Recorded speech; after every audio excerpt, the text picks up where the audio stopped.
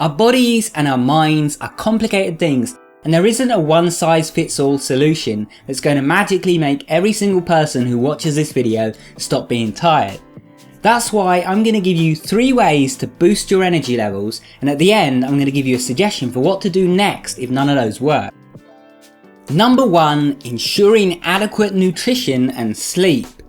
You know, food is energy, remember that. You need it to survive, but also to not feel tired and fatigued. It is so important to be getting enough fuel for your body. Being underweight or overweight can have a massive negative impact on your energy levels too. A lot of people don't take this into account. They just think about the day-to-day food that they're eating and not their past food habits. If you haven't been eating enough for a long time and you've got underweight, or conversely, if you've been eating too much for a long time and you've become overweight, your body is in a place where it is suffering the effects of that now. And so you are going to feel lower energy levels, you are going to feel worse. The same goes for if you're eating the wrong foods and just eating junk food all the time. So make sure that you get enough food, but don't overdo it either, and watch what you eat. Now, sleep is also needed for your body for repairs. You need to sleep to survive, but you also need to sleep to keep your body and your brain in order. Low sleep can mess with your hormones and neurotransmitters. In fact, there is a famous study from a while back that looked at men's testosterone levels with their hours of sleep and found that if you slept 4 hours rather than 8, your testosterone levels were basically cut in half. And that's just one of the many things that happens when you don't get enough sleep. The whole system gets thrown out of balance, and this can cause you to feel awful, really. On top of this, you build up sleep debt, so successive nights of not getting enough sleep, you're building up those effects and you're going to feel worse and worse over time until it just goes out of control. So it is important to get consistently good sleep, and by this I really mean a minimum of 7 hours a night, but you should really be getting 8 or 9 for most people.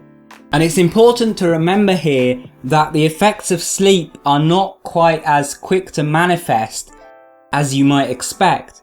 So how you feel after waking up from a night's sleep doesn't tell you whether or not you've slept enough. You can feel really good after getting way too little or way too much sleep, and you can feel really bad after a normal healthy night's sleep.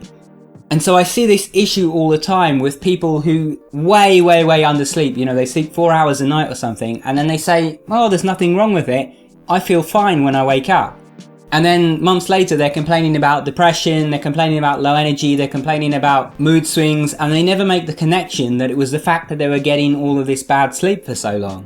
So sleep and nutrition are very important. Number 2 is exercise.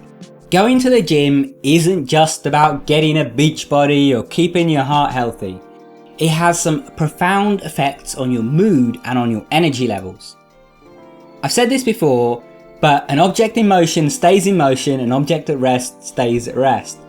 Well, when Newton said this, he wasn't talking about our energy levels or our physical activity at all. It really does apply here. When you're moving, when you're active, when you're doing things, it is a lot easier to keep doing things, and conversely, if you sit around a lot, it's hard to find the energy to get up and actually start moving.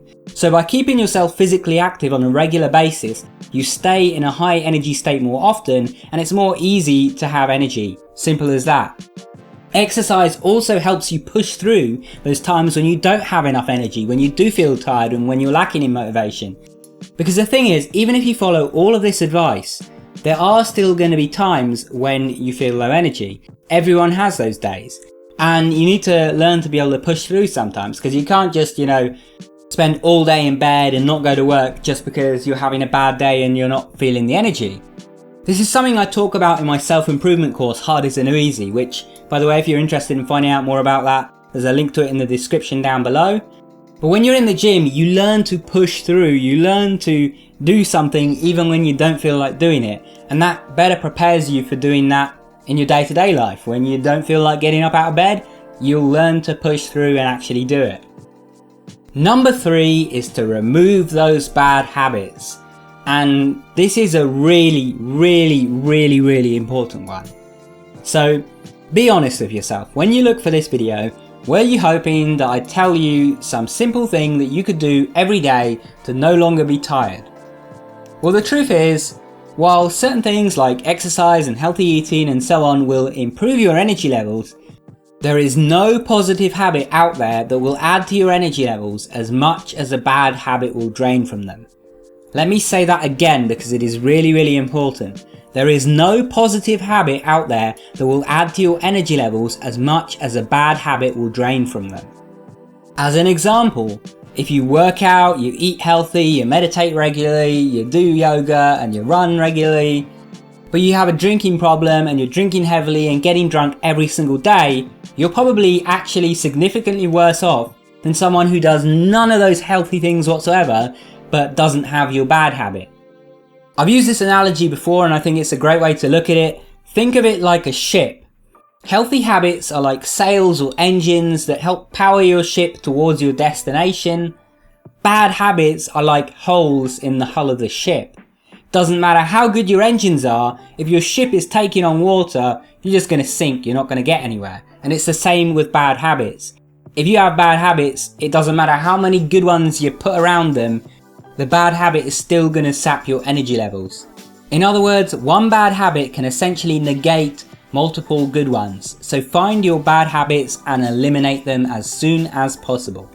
Now I said that at the end I'd give you guys a suggestion for if these things don't work.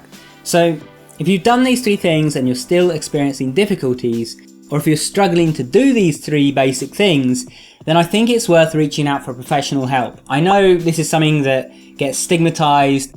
A lot of people don't want to speak to a therapist or feel like it's somehow weak or makes them a lesser person, but that's a complete load of rubbish. It does not. And the thing is, in this situation, it may be the right course of action. It is normal to feel tired or low energy if you're living an unhealthy life, if you're not getting enough exercise, if you're not getting enough sleep, if you're not eating well, if you have bad habits that are sapping your energy. But if you don't have those things causing you low energy and you're feeling horrible all the time, you're feeling tired all the time, fatigued all the time, then there is a good chance that you are experiencing depression. People think of depression as just a mood thing, like feeling really unhappy, but depression often has as much or even more to do with your energy levels and just feeling like you're completely unable to do anything, like you can't get out of bed in the morning, like you're too tired and so on. So if you've been experiencing this for a while and you can't seem to place what in your life is causing it, then it's probably a good idea to speak to a therapist and try and find out what this is.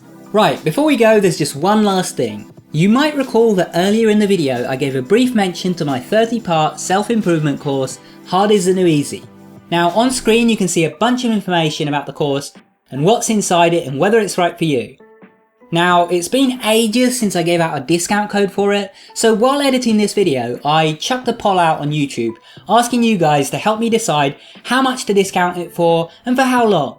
Now I won't know until I post this video what you guys voted for, so I'm going to post all the details about the discount code in a pinned comment below the video. So scroll down and take a look.